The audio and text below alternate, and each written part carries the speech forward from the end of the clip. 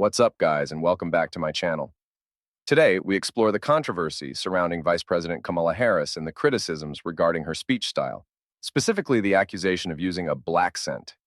We'll also look at reactions from the public and notable figures like Judge Joe Brown. Kamala Harris, the first female Vice President of the United States, has faced scrutiny over her speech patterns. Critics claim that she sometimes adopts a Blaccent, or a manner of speaking that mimics African-American vernacular English. One notable instance occurred when Harris referenced a lyric from rapper Quavo during a discussion about former President Donald Trump. While some found this relatable and engaging, others perceived it as pandering and inauthentic. Donald Trump, on the other hand, has been talking a big game about securing our border, but he does not walk the walk. Or as my friend Quavo would say, he does not walk it like he talks it. Public reaction has been mixed. Supporters argue that Harris is simply trying to connect with a diverse audience, while critics accuse her of cultural appropriation and insincerity. And you all helped us win in 2020, and we're going to do it again in 2024. Yes, we will. Yes, we will. So let's get right. Judge Joe Brown has been one of the most vocal critics. He has called Kamala Harris a fraud and criticized her for adopting what he sees as a fake accent to appeal to black voters. Everybody's favorite Hindu Indian prosecutor and attorney general and senator, and now she becomes black. But, I met her daddy, fine gentleman, Professor Harris. And the problem with her being black is Professor Harris says he's Caucasian, mixed Irish and Hindu. He doesn't have any black ancestors, but his Irish ancestors owned a lot of slaves in Jamaica and had them to work on plantation. So if mama is on the birth certificate listed as a Caucasian, daddy says he's a Caucasian Hindu and has no black ancestors, how did she get to be black? Brown argues that such behavior is not only disingenuous, but also insulting to the very community she aims to connect with. The debate touches on broader issues of cultural appropriation and code switching. Some experts believe that Harris's speech is a natural form of code switching, where individuals adjust their speech based on their audience. Others see it as a problematic attempt to fit into a cultural context that isn't hers. Is Kamala Harris code switching? That's one of the top questions I got in the post that I made yesterday about my paper about her.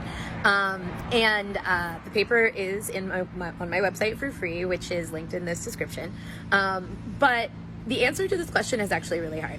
First of all, I only analyzed her in the debate speech from 2020. And when we talk about code switching, we really want to have people in sort of a variety of different situations. And so I can only make, really scholarly claims. My analysis was limited to that. Does she have the ability to code switch, and have I witnessed her doing it in other places? Yes.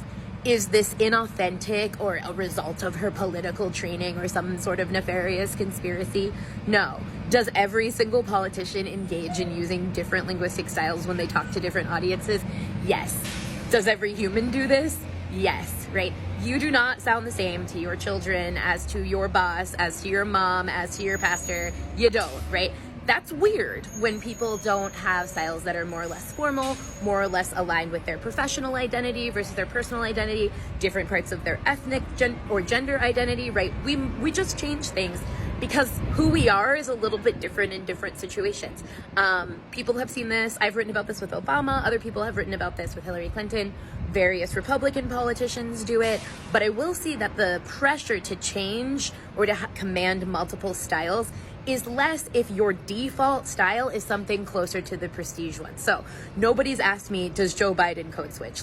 Kinda, he's got different styles, but the way that he sounds 99% of the time is a sanctioned way of sounding with respect to his dialect and everything like that.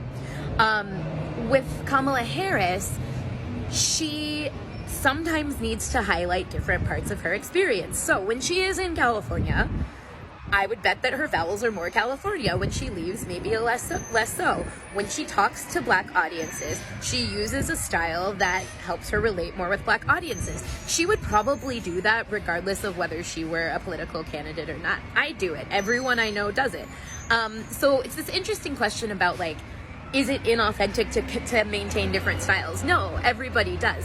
But we subject certain types of people to more scrutiny for commanding multiple styles. And the other thing I'll say is, like, what we mean when we say code switching is not the same for scholarly purposes as it is out in the real world. So in African American communities, when people say code switching, usually what they're talking about is moving between African American English and mainstream, or whatever we want to call that thing.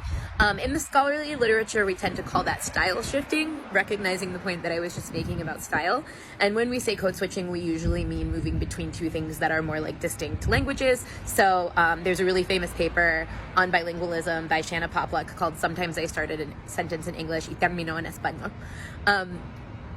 This is all very natural part of what humans do. We just move between different styles. We highlight different parts of our identity. It's normal. It's language. Nobody freak out. Controversy over Kamala Harris's speech highlights the complexities of identity, authenticity, and political communication. As she continues her role as vice president, the conversation around her speech patterns remains a point of contention and discussion. But what are your thoughts on this issue? Do you see Kamala Harris's speech as an attempt to connect or as something more problematic? Let us know in the comments below.